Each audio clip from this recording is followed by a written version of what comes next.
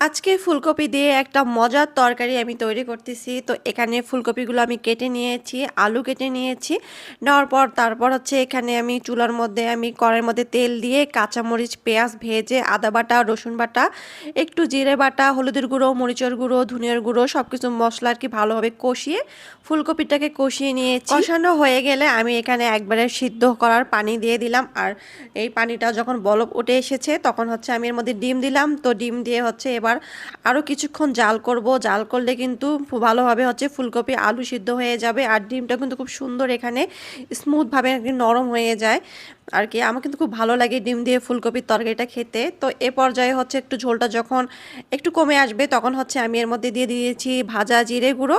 তো এটা দিলে খুব সুন্দর একটা ফ্লেভার আসে। তো এরপর হচ্ছে নামানোর আগে আগে আমি ধনেপাতা অ্যাড করে দিলাম। ধনেপাতা দিলে খুব সুন্দর একটা ঘ্রাণ আসে। আর এই সবজির মধ্যে কিন্তু ধনেপাতা দিলে ভীষণ ভীষণ ভালো লাগে। আর ফুলকপি তো হচ্ছে আমার পছন্দের একটা সবজি।